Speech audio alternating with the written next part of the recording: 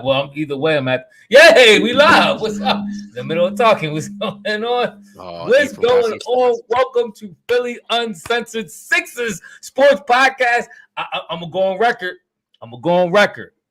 We got a squad. I'm not just talking about just some play around. We could get to the playoffs, get to the second round. No, we got a squad maybe enough to legitimately contend for a title. I don't know if I'm just hyped because we had a couple. We were in a 5-game winning streak. Or what is it? Yeah, it's 5 games, right? No, it's just 4 games. We 4-1. Was it 4-1, 5-1? 4-1. We should have been the 5-game winning streak nonetheless. We should have been. Yeah. We got gagged by the rest, but we'll we'll cross that bridge when we play the Bucks again. Because I'm telling you, next time we play the Bucks again with Giannis who can't shoot and Dame that's looking washed, we will win that game. I'm telling you right now. So the Sixers gelling. Everybody looking good outside of Melton. Melton did hit a 3 kind of in the fourth quarter. It was pretty a huge shot. I give it to him because we needed it. But he been looking a little suspect outside of his defense. He been looking a little suspect. But Oubre balling. Toby is balling. Me and B Wayne and Ethan came on here and tried to tell Tim. Tim was the only boy who want to listen. He's the only boy who want to listen. But we told him Toby is or has arrived. He's an integral part of what we're doing. He been balling. I gotta give that man props. He was very, very critical on Toby all year last year, especially Tim. So just now, last year, huh? Just last year. I'm since he's been here. We've been very critical of Toby. So you gotta give him. He's not Toby no more. By the way, he's Tobias Harris. He's a grown. He's Tobias. Don't call that man Toby no more. Not on my watch. Not as long as he's playing like this. His name ain't Toby. His name is Tobias. What's your thoughts? I can keep going. Okay, let me keep going. No, listen, I would go, but you know what Tim? Because you know what Tim likes to do. Tim don't say nothing, and then once we get into the conversation, Jim's like, "Oh, I would like to get in." Yeah, so that's why I was giving you the opportunity to go ahead. All right. Okay. Fine. I just want to say, Kelly Oubre is that dude. He really is. It's funny because Wayne tried to put a bad impression on us on Kelly Oubre. Trying to make it seem like he was this guy who's real streaky and everything. So he tried to cloud my judgment on him. But here's what I will say. I got a chance to listen to a little bit of his interview, and he's actually he represents himself as his own agent. So I don't know if that was the reason why the NBA might have been hating and not giving him a real deal. Because he's trying to mess with the system. They don't like that. They don't like when you interrupt the system. Like they like for the agent to get paid and all his family and everything. They have a system. Because there's no reason why he should be getting paid the minimum when you're getting 20 points minimum every game. That's fact. That's the average. That's fact. So I mean, that's the only reason why I can see why he's not making a lot of money is because he's his own agent. He's kind of bucking the system, so to speak. I can agree with that. I didn't know that, Tim. That's good insight by you, my brother. Oh, hey, that's what I do. But anyway, as far as guy in the chair, somebody must have posted it on Twitter. Tim,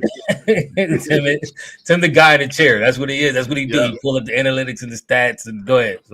As far as the game, though, I mean, shout out to Tyrese Maxey. What he did was he said, "I'm gonna get everybody involved." So he had 10 assists early on. Like I was like, well, he's not scoring them. I was a little concerned, but I noticed he was setting everybody up for easy shots. A few of his passes that he made went a little high, where they had to make adjustments, so they couldn't really finish the play. But for the most part, he was on target. He was hitting dudes. He got a lot of people easy buckets. So he's learning the point guard position. So shout out to Nick Nurse for teaching him how to be a real true point guard. So I mean, so far I'm liking what I see. But the test will be this Wednesday when we go up against the Boston Celtics. Go ahead, Wayne. Yeah, but first off, I said from the beginning of the season that I think that the team, especially after that Bucks game, I said I think that the team can compete without Harden. And that's why I said I would be fine with even if we waited all season before we made that trade. I thought as is the team was solid. I do think that the trade even made I thought as is the team was solid. Come on, man. Can you mute him, please? Come on, bro. I muted him so he can get his sound together. Go ahead. So, but the thing is, like when we come, we really do have some depth on the squad, and it's like, all right. Remember, Tim, how we were saying about not just Tim, but when we were sitting here talking about something, especially Tim was saying like if Maxey and Beal ain't about, we need another guy to get put on these points. That's why I was saying we got Oubre and we have Tobias. both of them are capable of putting up. They don't have to be big 25, 30-point a game scorers, but they can put up enough. If you look at that, our like, because our bench really wasn't doing nothing the first half, but we was in the game because when you got balanced scoring like Oubre 25, Beal 26, Maxey 22 and 10, Beal 26 and 11, and Tobias 18 and 10. Like, that's a nice balanced attack. Yeah. And so we do need some kick off the bench. Hopefully, Ethan been screaming from the rooftops for Cork. Hopefully Cork can pick it up. Although some people didn't like Covington, I like Covington. I also been talking about Cork too, but it's either here or there. Go ahead. I like Covington being active on. I like his hands are very active on defense. Hopefully he can get that touch back that he had over his career in shooting from outside. But I do think he's very active on defense, and I think that helps play. Go ahead, Ethan. What's your thoughts? Because I'm about to jump back in because I want to give the update on Kelly. I didn't hear that. Go ahead. I didn't hear that. I didn't hear the beginning, but something has to be done with that starting lineup with D'Anthony Melton. I can't with him no more. I know it's been 5 games, and how many games you supposed to get this guy? You got to either start Cork or you got to start the kid Springer. Stop. Or you got to start. What you mean? Wow. You not starting no Cork Miles. You think Cork can't play better than him? Yes, Cork's I don't 6'7". think he can't play better than him. Melton stinks. I'm tired of this Cork Miles hate because of what he did before, man. Come on, man. Get a dude the chance. So you're telling me that Cork Miles, when he gets the opportunity this year, he's playing well. He's playing way better than Melton with the minutes he got. Come on, man. Melton's playing terrible. Cork Miles that you start shooting guard. You can't start Melton no more. He's playing. Tim, why don't you think it will work? Because he'll get ate up by the other shooting guards in the league. What shooting guard do you think he'll be able to defend coming down the stretch? Like all the stars? Melton does play solid. Melton plays very well on defense. Melton also had Joel Embiid back there too, so it helps. I mean, I'm about to say Joel Embiid when he plucked KD. You have Joel Embiid when he punched the bull block Eric Gordon trying to go to the basket. So Cork ain't had no good day when he got to travel on a guy. He cannot. I don't know what he got, but I know he. Stop with this nonsense. But I see a lot of people saying Cork not a starter, but I honestly don't think Melton's a starter. I think Melton's is a career. I think we all can agree. Okay, all right. Melton is a career backup player who happens to be in the starting lineup because of the situation that transpired with James Harden. He was never supposed to start, but now he's starting. So my thing is, if you pull another bench player and start him, what big deal is it? I honestly, you could interchange him. If you start Cork and he's not playing well, then put Melton in. You start Melton, he's not playing well, put Cork in. Right now they're interchangeable until we actually get a point guard. That's my opinion. At least we know Cork gonna hit a 3. But what is Melton from threes this year? Melton has been playing, and they've been open. I will say this about Kelly Oubre. I seen a number of people talking about Kelly Oubre in Golden State. What happened with Oubre is, if you look at Oubre's stats, he actually started off very rough in Golden State. It was like, I think me and Wayne was looking at the other day, or me, Wayne, and Ethan. His stats, them first 3 games. The first 4 games, he was shooting 12% from 3. I think he hit 1 3 in the first 4 or 5 games. It was terrible. Then I think it was something like single digit % from 3 for his first. It was something crazy. It was terrible. It was very bad. It was very bad. Then after the All-Star break and leading up to it, he actually started turning around. He actually ended the season shooting fairly well. I'm not sure what was his undoing in Golden State, because I honestly feel they should have kept him in Golden State, in my opinion. I don't think they should have gave up on Oubre so easy. I love his height. I love his athleticism. We seeing that hair. He actually can hit the 3. I think he just had a rough start. It was just one of the moments when he had a rough start and he couldn't really, it was hard for him to find himself through the first half of the season. The second half he kind of did, but for whatever reason they decided to cut ties and go elsewhere. It was kind of like what they did. Remember they had D'Angelo Russell when D. Russell was playing for Golden State. It was kind of the same thing. That was the year Curry got hurt, and it just never really seemed to work out well for him. So they cut bait and moved on. But with that being said, I'm glad they let Oubre go, because Oubre has been, a true find for us coming in that 6-man, sometimes starting. He been balling, bro. He was in the zone tonight like he did game 1. It was similar to that game. He was hitting his shots. He was cutting. He was 7 for 10, I think, at halftime. And I'm not even sure what he ended with, but he was balling, bro. let me throw a couple of numbers at you. D'Anthony Melton stats this year: 27 minutes a game, 7 points. He's giving you 28% from the field and 26% from three. You're terrible. Right. That's 26%, 28 from the field, 26% from three. Now let's look at Korkmaz's stats. Wait, before you let's look at nothing. Let's look at Korkmaz's stats. 12 minutes a game, 7 points. He's giving you 62% from the field and 66% from three.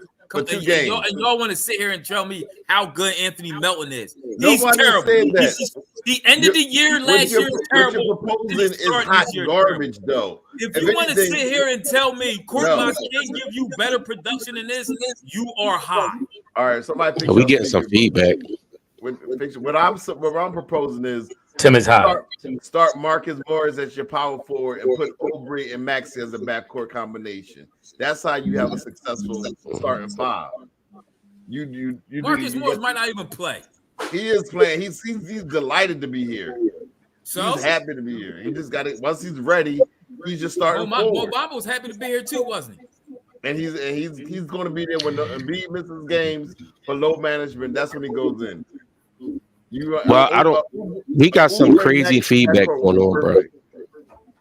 Let me mute to see if it's probably Tim. Probably you again, Wayne, with that speaker. No, we had no problems in here until somebody came in here just hot. Me and Tim was in here by ourselves pregame. It wasn't nothing until. Do we still hear the feedback or no? It's this app sometimes. Sometimes this app does it. It comes and goes. It did it all year last year. The app. Okay. It did it all year last year. Yeah, but you ain't say that the other day when I had my same setup though. But all right, because set up. Back to the point. Here's all I'll say about that. As of right now, looking at the stats right now, I see what Ethan's saying. But don't forget, we also had when Ben first was leaving, Korkmaz. Remember, because me and Ephraim was coming in here hyping Kork because Kork was balling. He was running the point position. He was hooping. He was hitting baskets. He was getting assists. All that. And then all of a sudden hit the wall and he fell off the face of the earth. So I'm saying that to say it the same way it could just be Melton going through. I don't think either one of them are starters. And I'm not even opposed to trying Kork as the starter because we see what Melton is doing. But that being said, I don't think that it's a big enough. I've learned enough because I've actually liked Korkmaz over the years and how young he is and stuff. But I've learned because sometimes I come in all hyped up. Yeah, you see Kork. The next thing you know what I'm saying, you don't see Kork no more. So he's a young player. That's all I'm saying. With that. Young player, he's growing though. I just think we holding against sometimes. I think we holding against him. You know, some of the bad games he's had before. But I think he's a young player. I mean, listen, I'm never opposed to giving nobody a shot. I think we got people like, no, you can't be serious, start court, blah, blah, blah. Give him a shot. See what he do. If he fell, he fell. You know what I'm saying? But he on your team for a reason. He's showing, at least in spurts, he could play and show with some type of consistency. So give him a shot. If you never know what you might have. At least until you get a desired point guard to take over that role, I think it behooves you to be flexible enough and reasonable enough that we talked about a lot to at least give him a chance and then see what he do. That's all I'm saying. I don't like the defense excuses either because you can make up for that in certain situations. Harden don't play D. I ain't hear y'all screaming about how bad he's terrible on defense. Dame don't play defense. The boy, what's his name, had like 45 on him last night. But they both elite scorers. Still, you can still make up. You can still make up for that. I bet you Kork can hit an open three. Because Melton can't hit one to save his life. Did you see the play? Melton had 3 chances at an open 3 in a row. We're not saying no one is saying stick with Melton. What I'm saying is no. Y'all sitting here trying to tell me how much better Melton is than Kork. You trying to tell me how much better he is? I'm glad Nick Nurse has already shown. Thanks, Brooks AG. Shout out to you. Thank you, bro. He said Nick Nurse has already shown he's a way better coach than Wash Doc Rivers. Oops, my bad. Who shall not be named? Don't want to jinx them. I mean, you're talking to Brooks. You're talking to Tim. Tim is the only one who thought, and maybe a couple people in the chat that thought that Doc wasn't the problem. We are getting some feedback. Okay, this team is much better than the talent that we had last year. And Doc, if you want to call Doc out, that's 49 victories, 51 victories, and 54 victories. As long as you got Joel on your team, you're gonna get 50. Hey, Wayne, we just speaking real fast. Whatever Nick Nurse is doing. I ain't muting nothing. We was in here, wasn't no problem till you came in here trying to amp your mic up because you want to be heard. I didn't amp my mic up. I just muted myself. I muted myself when I still heard feedback. That's what I'm saying. I just go ahead. It behooves you to at least try to mute your mic because I think it might be your. There we go. See that? Now that's perfect. Now, see that? No. Nice. Now it's back. Tim was in here on sound check. Y'all were not. Once all four of us came in and your speakers like the goofy, it ain't my fault. It's the speaker fault. Ask Walmart. I ain't biased. What speaker are you talking about? I'm on my computer. What are you talking about? Yeah, go ahead. Move on. But okay. what I will say is this. Jamar, see, this is your problem here. Jamar in that comment said, he said the Curry twins show too much recency bias. You can't judge it with 5 games versus five seasons. Okay. Where is this at? Let me tell you what the Curry twins is, particularly myself, have predicted. I told y'all for one we need an Oubre. I've been saying Oubre 2 years ago before Golden State got Oubre, if y'all remember that. Okay, now everybody hype off of Oubre. So I told y'all that y'all ain't want to listen. I told y'all about Ben Simmons, Jamar. You probably one of them who didn't want to listen. I was proven right about that. I told y'all Golden State was going to win the finals 2 years ago. I was proven right about that. I told y'all Denver was going to win last year before the playoffs started. I said, yo, Denver is looking for real. I think they're going to win. Oh, nobody, Denver too soft. They ain't going to do this. Everybody said Joker can't play no defense. And guess what? Guess who won the finals last year? So when I tell y'all stuff, what y'all need to start doing is listening to me because I'm dropping knowledge. Because the problem is when y'all don't listen, this is when y'all run into mistakes with your own reason, with your own foolishness. So I done told y'all what the deal was, and y'all still ain't listen. I gave y'all history of my facts, and y'all still not listening. So I'm telling y'all, if not Oubre, if Cork deserves a chance, give him a chance. See what happens. That's all I'm saying. X-Men is what we talking about. He said, this is what we talking about. He has a track record of missing mad over. Dudes are supposed to practice on their game and get better every year. Obviously, D'Anthony Melton didn't do that. Obviously, D'Anthony Melton was out. I don't know. Maybe he was hanging with James Harden all summer. It looks like he ain't work on his game at all. So if you see somebody in here that looks like they want to play and they ready for the moment and they hitting their shots, you got to give them a shot. I don't care how much you making money. You got to look at this team to win. We already knew we slacking at that position anyway. Try multiple people. Try to get some production. You got to try to get production somewhere. I see that's why Melton, his minutes went down to like 20-something. He's averaging almost 30 a game, and they went down to like 24. And Court got 18, I think. So you see it. You see it coming. It's coming. Body of work, I told you. Melton keep playing like that. He won't be in the NBA for long. No, I agree with Ethan. I mean, listen, you just gotta look at what this is what listen. Curry twin Ethan also told you about. Hold on, Curry twin. You just had a 10-minute dialogue. Step back and let somebody else talk. God, the spirit of Wayne overcame you. The spirit of Wayne overcame you a little bit. No, you overtalk more than I did. But that being said, I was never opposed to Oubre. The argument we had with Oubre was y'all wanted to get Oubre out of here for Tobias. And my whole point was I didn't think that we had to just ship. I didn't think that we had to just ship Tobias out just to ship Tobias out. It was like we were looking for reasons to get rid of Tobias. Bringing John Collins for Tobias. Bringing Session for Tobias. And my thing is I don't think that we ever needed to get Tobias out like that. My whole point was add to it. I give you that to your point. He's been balling, so I can't hate on that. So. And that being said, another point, like where people be saying about they want Oubre on the bench because we need something from the bench.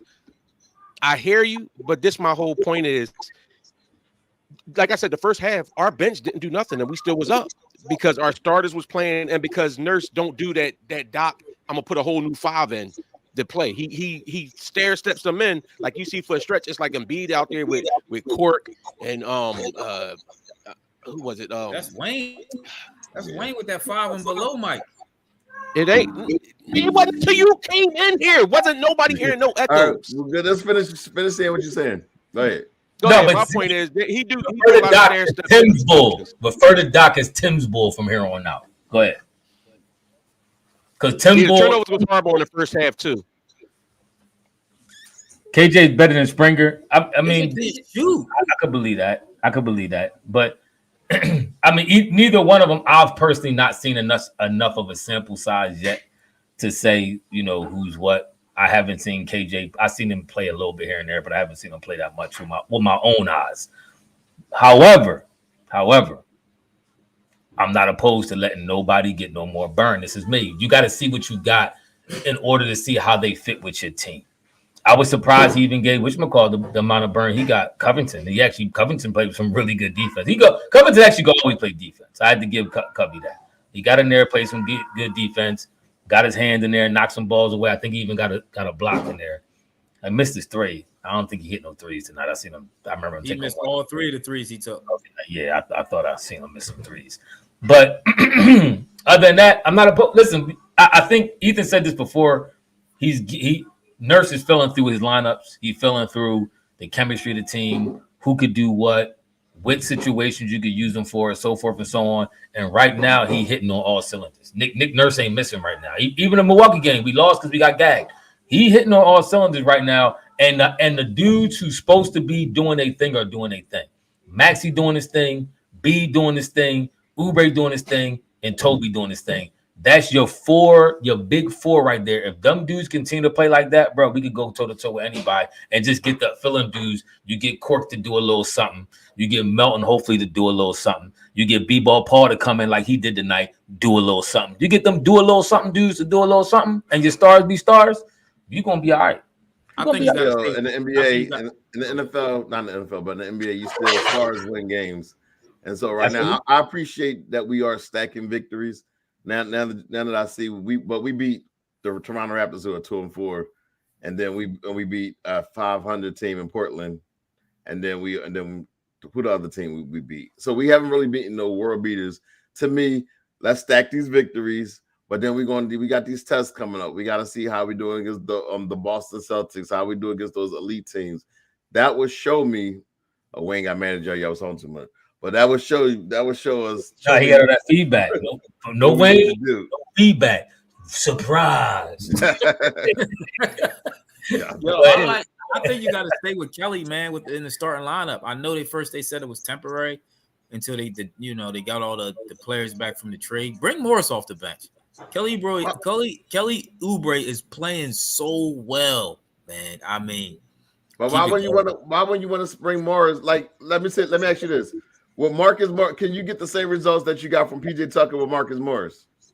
You'll probably get a little better. That's why he can come off the bench. Exactly. So he can play better offense, though. He could be the man coming off the bench. Him and I'm saying, if you got Marcus Morris right there as your starter, because he can't be no worse than PJ, and then you got that punch that's coming in with Kelly Oubre off your bench. What do you think? What do you think Marcus Morris is going to do? What do you see? You so bent on this toughness thing, character. Yeah, what's wrong with toughness? That's what you trying to go for? What's wrong with toughness? Tell me. Toughness don't win chips. This ain't the 90s bad boys. This ain't the 90s bad boys. You have your score. You need a bench. You can't win in the league without a bench. You can't just rely on your starters for everything. No, I absolutely agree with that. That's why I think Boston might be in trouble. The only team if you top heavy, you have to be very, very talented top heavy. Like Golden State top heavy. They was a top heavy team when they won. Even when a couple of Bron teams that he played for were top heavy teams, mainly because of him. And then you had, when he was with him, Kyrie and Kevin Love was all right, but the bench was a little weak. So you got your starters going to have to play more minutes, and they're going to have to play big time basketball. But for the majority of teams, you do need a solid bench. But this is why, Tim, me and Ethan was saying you can even fool around. This is why you can even insert people like Cork to see what you could get from in the starting lineup and move Melton to the bench, and maybe Melton could be a little comfortable. Some people comfortable in certain positions. Remember, you have people career six men like what's his name, Manu Ginobili. Who knows if he'd have been the goodest starter as he was coming off the bench. Sometimes people are comfortable when they roll. Remember, they put Maxey to the bench, and Maxey couldn't play for a lick. I'm not going to say play for a lick, but he was struggling coming off the bench, and he said that bothered him. He got into the starting lineup. Bang, he back Maxey again. So some people some people like getting in the game after the game has started already. The players you kind of see from the bench, you watching to see what's going on. Some people feel more comfortable. Melton may be more comfortable coming in off the bench. That's what you have as a coach had to decide. That's why I'm not opposed to bringing them off the bench sometimes. Or try. I don't think any of us are opposed to them coming off the bench. Huh? None of us are opposed to bringing them off the bench. So start when you all come off the bench then. Who's your start? I said bring in Marcus Morris and have Kelly Oubre. Nah. That's an option. Why would you want to move Kelly Oubre to if you see that he at that forward position or at that forward position that he's solid and he's playing well? Why would you want to now move him down to the 2 guard where now he has to run around chasing smaller guards instead of playing defense on these athletic wings like he's been doing? I thought y'all just said that we don't know. First of all, the NBA really is positionless. So, but as far as him, I thought you said it's early on. We just trying to figure out what people could do. He might excel in that way too. Him and on a break, him and Maxey might be. They might. I think, but Wayne's point is kind of like if it ain't broke, don't fix it. You might be breaking something that's fixed. You trying to break it to it. You trying to fix it till it's broken. Melton's not working. So instead of taking somebody who is working and moving them to a position they may not work, why don't you just try to just replace them with somebody who seems to be working coming off the bench? That's all me and Ethan saying. Cork right now seems to be working. Like I said, everybody still Cork trash. They talking about Cork 2-3 years ago. Put Cork in the game, see what he could do. We 5 games of the season. You act like we talking about in the playoffs or something. Like this is a 7-game series, and we talk about testing them out. This is 5 games in the season. Listen, have you ever been to a restaurant where you got food poison and you like, then you went back again, you got food poisoned again? Under new management. But you ever see the signs they put up under new management? But it's the same cook. It's the same cook. Under new management. No, it's not. It is under new management. Everybody looking better. Even Toby. If Nick Nurse can have Toby looking like all-star Clippers Toby, then I think he could do something with Cork. I think maybe the way he got the team playing, the offense he's running, he might be able to get the most out of these players that we've seen in the past couple of years. I'm down with trying. That's all. I think and I'm not opposed to that either, but I do want to give Nick Nurse props with a lot of stuff. That's just like Oubre. I think Oubre fit Nurse. Oubre was talking about how Philly is like how he liked Philly because he feeds off the fans and the fan. He's like he do that hyperactive stuff and the fans get hyped. I'm gonna tell you what you want to hear. And then it gets back to him. It's like he feeds off. He's one of them kind of players that feeds off of Philadelphia type fans. Tell them what you really think about Oubre, Wayne. Tell them what's going on. No, that is. I keep telling you. Before you even knew who Oubre was, I was using him in fantasy basketball, and so that's why I used to be mad about him. Tell them what you think about. Tell them what you really think. What's going to happen? Let us know what's going to happen in a couple weeks with Oubre. Oubre, I think he's going to be solid this whole season. I think he's going to deserve a contract extension. To fill y'all in with Ethan's talking about, we had a whole back and forth in our personal chat about how Wayne was saying Oubre and spurts will fall off and not play that well. And Ethan was trying to give conflicting stats to say that Wayne was capping and he wasn't really that as bad as Wayne was saying. It was a whole back and forth. Just to let y'all know what Ethan trying to do. That's what he's trying to get Wayne. Said Oubre is going to go for like a month of terrible. I've never see he keeps putting his timestamp on. He keeps trying to put his timestamp on stuff. So if that happens, don't Wayne's gonna come in here and scream and watch. I mean, a lot of people.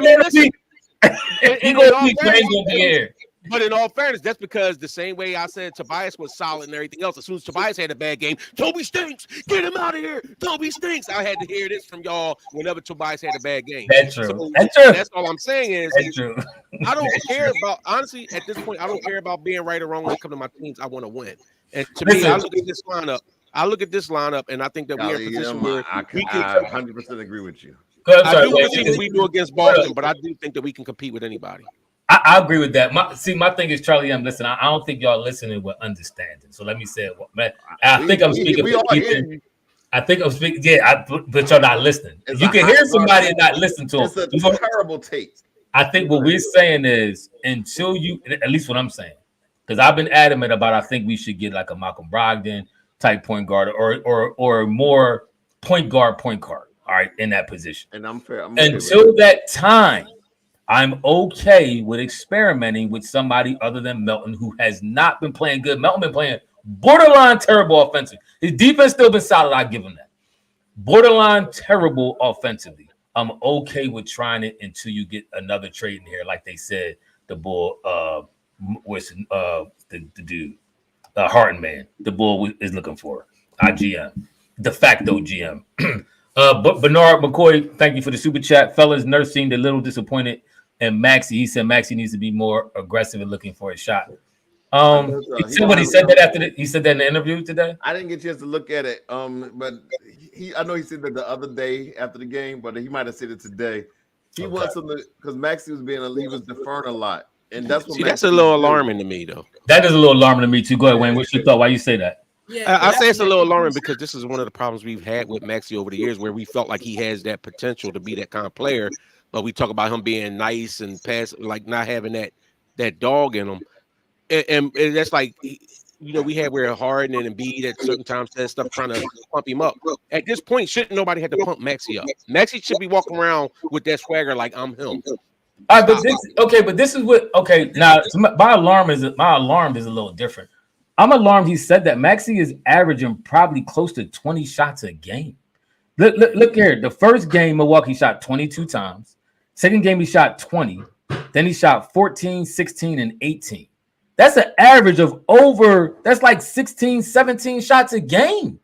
What you want him to shoot 25 times? Yes, if Maxey's supposed to be the franchise, yes. No, the most players, most starters, most number one players average around 18 to 20 shots a game. So he's about a little higher than that. They like 20, 25.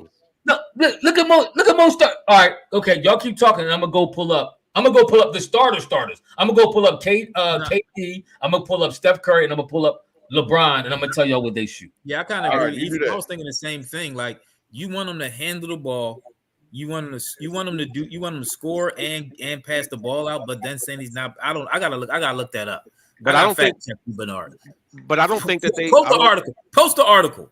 But that's what I'm saying. I don't think in my own words. Just play more of like the kind of game that you always said you wanted to see them play, where the ball's moving around and swinging around. It's not really somebody that's pounding the ball, handling the ball, setting everybody up. Okay, so far this year, Steph Curry has shot in the games.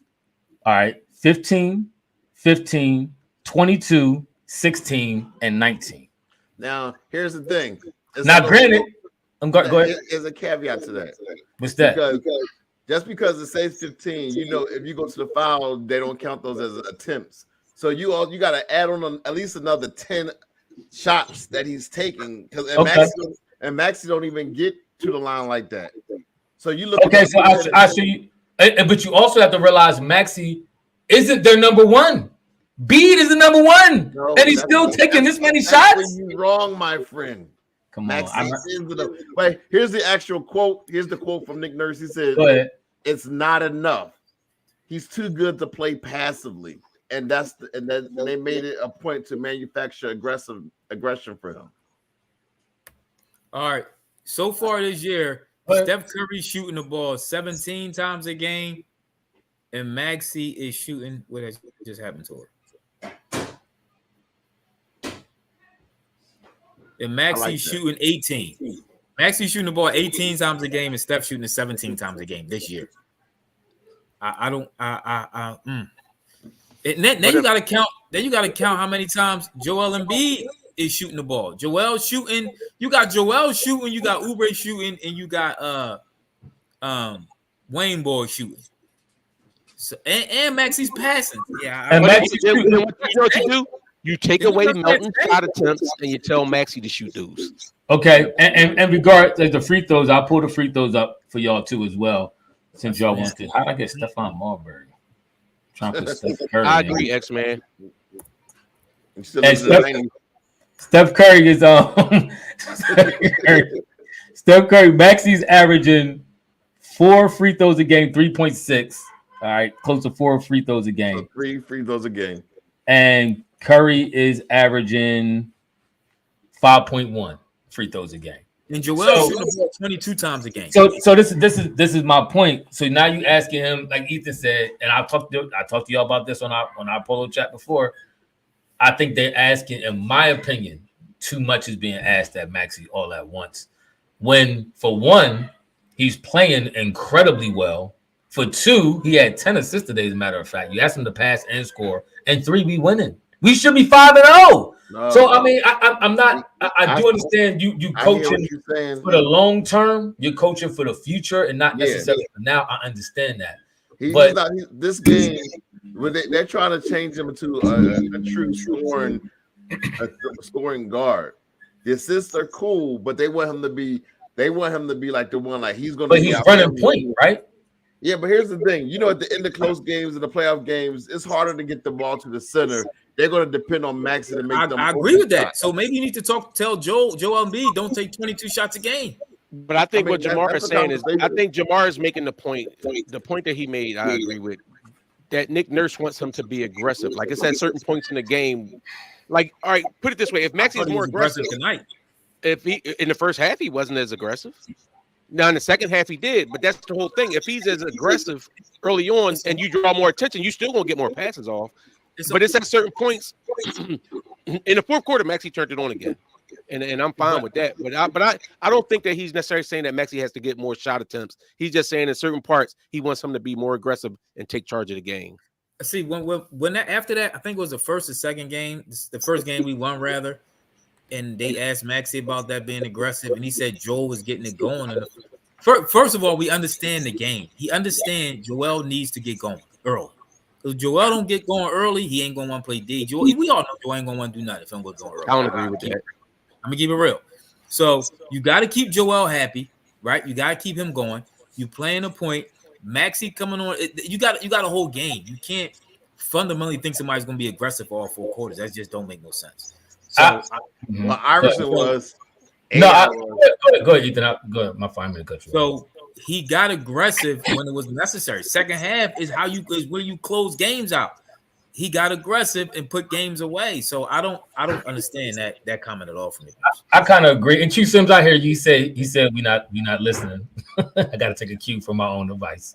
He said the second half he wasn't picking his spots, and maybe that's what you're talking about. I will say this: I'll acquiesce to Nick Nurse, who's been coaching a tremendous job. He's been doing a tremendous coaching job over Tim's Bull, who he had last year.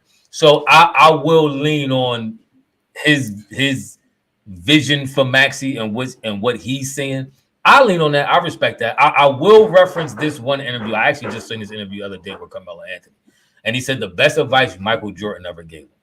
He asked him how many points he wanted to average. So Carmelo said he wanted to average around 30. And Mike said, if you get 7 points every quarter, you got 28. And he said, don't think you have to be aggressive the whole game. He said, just in spurts. He said, you think if you get 7 points, he said that 7 could be, one could be a 3, other could be a layup, other could be a mid-range, or you get something from the free throw line. And you plan that out, how you going to do that every quarter, and now you are 30-point a game scorer or somewhere around there, because sometimes you're going to get hot, you just can't miss. So I say that looking at Maxey too, and kind of what Ethan was saying, I don't need to see you overly attacking every time, but maybe Nurse is saying, and somebody else mentioned in the comment section, maybe he's seeing a mismatch and he's saying, yo, you need to abuse that dude. Like, don't let this dude off the hook. I remember that's what what's his name? Not Brett, the other Brown. Larry Brown used to say to Allen Iverson when he used to shoot long jumpers and threes. He said, stop letting these dudes off the hook. Be aggressive and make them have to play you throughout the whole from 35 feet all the way into the basket, either from going to the hole or they're going to foul you. So it could be some of that he's saying, like, take advantage of mismatches and all that kind of stuff like that. So I'll trust him. I'll trust him for now because he's doing. But Tim, you had that first point highlighted, and I agree. That's the point that everybody's saying is that I think that was what he said at halftime or something. And he said that was the mindset up to half, and then in the second half they made a point to make Maxey more aggressive, and that's why we got the Maxey that we got in the second half. So that's why I said to me but Maxey's still young, but I don't like the fact that people got to tell him. I don't like the fact that people got to tell him when to be. It's Maxey's a great baller, but it's something about that people. He's 22. 23. But I agree with that.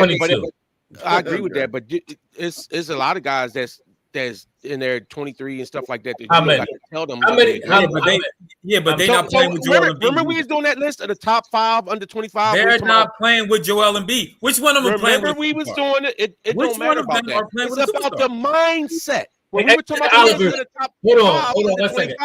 X-Men you and Oliver, none of them dudes to be aggressive. X-Men and Oliver, y'all gonna stop having this little bromance hating on the Curry twins in your comment section. That's what y'all gonna stop doing right now. So like, yeah, I agree with you. True indeed. Giggle, giggle, chuckle, chuckle, laugh, laugh, and now Tim gonna post it up on the jaw. That's what y'all gonna stop doing. First of all, I acquiesced and said, okay, y'all got a point. That's what I said. All right, calm down. Y'all got y'all point in. I agree. Let pushing the pace is not about scoring. Sometimes about pushing the pace. Okay, I can agree with that. When you Maxey and you've been playing with dominant superstars your whole career in Joel Embiid and then James Harden, it's not going to be automatic when you just come in to be aggressive.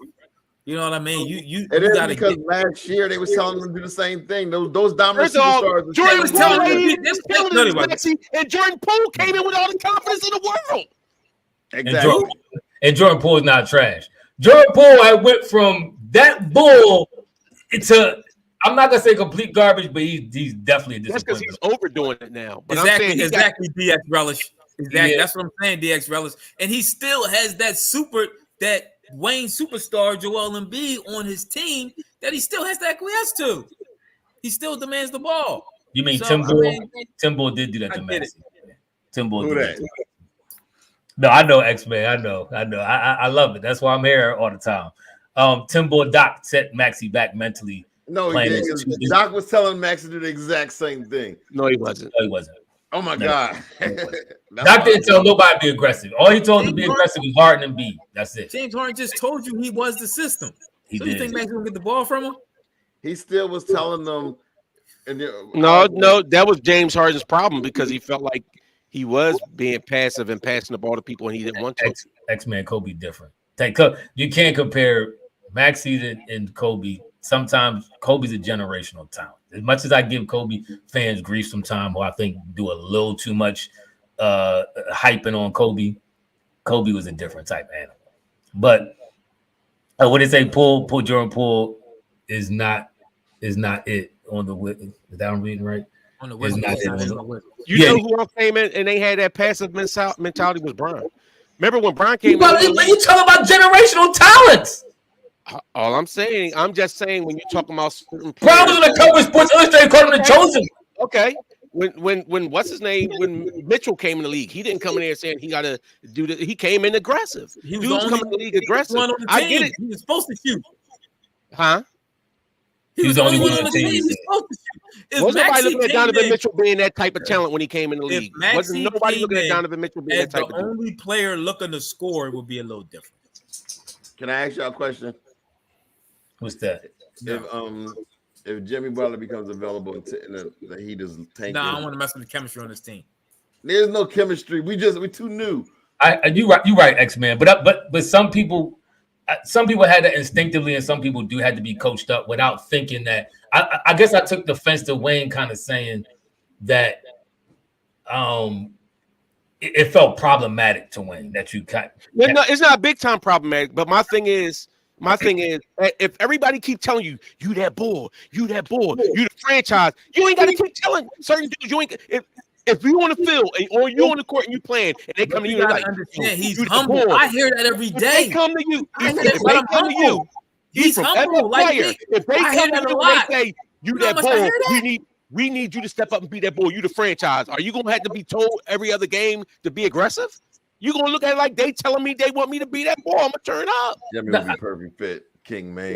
But you do gotta give credence to what Ethan's saying and some people in the comment section are saying that you still have somebody else who they telling is that bull too. So they also telling B, you that bull, you the and big B man. Told Maxey he was the franchise, and B tells him to shoot and to score. And B just say that. We all know him. B one day. Now y'all read her apart. No. But you just gonna assume, well, Maxey, that's because Maxey see B. That's why he's not doing it. If I'm telling you, Maxey, I'm telling you what Maxey's saying in his actions, and you will tell me, well, that ain't what B mean. He just said it. Listen, we know how he feel. We know what B actions how he feel. B always need that ball all the time. I'm not saying B has been passing great. He threw actually a great pass to Melton today on the cut. I mean, that thing was on a rope. It looked like one of them Jokic passes. That was a great pass. But Tim, is back to your question. What were you saying? If Jimmy Butler becomes available, would you take Jimmy Butler? Yeah, if Miami's out of it. And we got draft capital. What you get him on our squad? Okay, who you giving up? Jimmy can be a facilitator though. So you give it up to Tobias? Now you're going to send Tobias to Miami for him? Yeah. Tobias, think about it. Jimmy Butler as your big three. You got Jimmy and B. I would do that. And Maxey. I would do that. I like, as well as Tobias is playing. One thing we know for sure: come playoff time, Jimmy gonna handle business. Tobias is handling business like Jimmy is in the playoffs. And this is my issue that I have so many times. We keep talking about why do we got to get rid of Tobias to do that? Ain't that the whole point of why we traded Harden? Wait. Ain't that the whole point of why we said we traded Harden so that we had these draft picks and these other things that we could trade to bring in a prime player? So then why do you have to take? I'm always opposed to taking the talent away from my team to bring talent in, because my thing is, if you're that good and then you just want to go to that next level, add to what you got. No, I'm saying, but you don't think Jimmy's an upgrade from Tobias Harris? Oh, I do think he's an upgrade, but I also think the team, because I'm saying, why do you got to give Tobias up to get him? Because he's an upgrade. The money makes. Why do you have to get how? You don't got enough players that where you can make that trade and give them for one. At the end of the day, it ain't enough basketballs around. Like you will have so what you gonna have Toby come off the bench averaging like 12 minutes a game? No. Because you still got Oubre. Because you still got Oubre who's in that spot as well. That's the same spot. Kelly Oubre and Tobias are occupying the same spot. So who gonna get more minutes? Oubre Tobias? But they're not occupying the same spot. How? They're just forwards. Jimmy could be. You don't think Jimmy could run off at the 2 with Maxey as the point, or and he just handled the ball and they handle ball handling responsibilities? So you think we could get Jimmy without giving up Tobias Harris? Yes. I think, to be honest with you, I think in that spot, first of all, Jimmy's not a shooter. I think in that 2 spot because Maxey's an attacker, Joel's an attacker, and Oubre's an attacker. To put a spot up 3, the person who gets a spot up 3 like Cork in that other spot, I think that'll work. That'll work better than putting a Jimmy in here. And McAdams, it ain't about you need another player that can hit the open 3. It ain't about me and Tobias. My whole point is, and I felt the same way with Ben Simmons. I felt like if I wanted to be able to bring in James Harden without giving up Ben Simmons, if I could bring in talent without giving up what I feel is talent on my team already, I'd rather do that. Everybody be so quick to say, yeah, let's trade this bull for him. Let's get rid of him. Let's get rid of him. If somebody brings some value to your team, if you can make it, now, if you don't got no choice but to do that, fine. But see, it's some of the same people sitting there talking all that also was ready to trade Maxey to bring in Dame Lillard. Would you go back and do that now? You was ready. So that's what I'm saying. You don't always got to be quick to get rid of somebody on your team to bring somebody in. Look at other options where you could bring somebody in that could fit for what you have to give up. But playoff Jimmy Butler is the real deal. So I'm saying if you got him available, like he's 34 years old, so he doesn't have that. That magic run out after a while. It wasn't 3 months ago. It was there. So he's 3 months older. And then you won't even need him as aggressive. He can still handle the ball. A great ball handler. A 2-3 year. We got a good 3-year run right now with Joel Embiid. We being real. Why not take if he's available? He got good chemistry with Butler and Maxey and Kelly Oubre. Come on, that'll get us to. We'll be in the finals. We'll be in the finals. I like how we playing. I like how we playing now though. We haven't played any real. We haven't played nobody. I agree. Who's in front of you? You beat who's in front of you. But I'm just saying you like what you see right now. But I do. In the first game at Milwaukee, we should have won. But so I'm saying in the 7-game series, I would love our chances if we had Jimmy, Maxey, and Embiid. That's a big 3. 3 months older and another just after another year of basketball on his knees. So we'll see. And so do Jimmy fit with this system of them ripping and running up and down the court like that? Y'all know regular season Jimmy and playoff Jimmy is 2 different people completely. 2 different. Still got to get there. Is he helping get there? Yeah, why not? I mean, I'm not opposed to bringing Jimmy in. Like I said, my whole issue is we always real quick to want it. And I agree with Sims where he said, why are we talking about trades? We're playing well. We're doing well. Why we want to hurry up and try to force a trade to do this, that, and the other? It ain't even January yet. It ain't December yet. The trade deadline is months away. Why are we there's a purpose why you're acquiring draft capital so you can put yourself over the top. You're trying to position yourself better than the teams, the favorites, the Bostons, the And Bucks. when do you get your best value? You get your best value trading around the trade deadline when you have where you know teams are absolutely ready to make deals. Which is why I say if Boston is if they out of the playoff run, they got a 34-year-old Jimmy. Would you trade for him around the trade deadline, and then you sit there, you bring him in and do a run with us? I said I wouldn't mind trading him, but I'm not going. If Tobias Harris is playing on the level that he's playing now, and this team is playing the same way, I'm not just going to disrupt our chemistry to bring in Jimmy and just get rid of people. Now, if you're telling me I'm going to trade all these other expiring contracts, because at that point, if Miami is acquiring Tobias, they only acquiring them because it's a expiring contract. We have nothing but expiring contracts, so we can manage something where we can make a trade and give them the equal value of money and a draft pick or two and make that trade. There's no need to trade somebody that's working for our team. Here's the thing: they could use him as a sign and trade, like a little collateral. But I'm saying if they want our expiring contracts, fine. But if they saying we want Tobias for Jimmy, I'm not stopping myself from acquiring Jimmy just because I like Tobias or I think he's having a solid season with us. Yeah. Yeah, yes, because you just ready to get rid of the boy. So, all right. So, what if they said? So what if they said, "Give us Oubre, we give you Jimmy"? No, exactly, because Oubre is balling for us. Listen, I think you wait until before the trade deadline, see how your team's playing. I'm not right now. I'm not jumping all in with no Jimmy Butler. Play it out. We playing good basketball. We continue to play good basketball. You watching you Maxey growing into this role. Let this thing continue. See what happens. I agree. We're gonna wrap this thing up, y'all. It was fun. Right. It was an afternoon pod. Thanks for joining us. We'll be on tomorrow evening after the Eagles game. Eagles play. Oh yeah. Y'all better come back.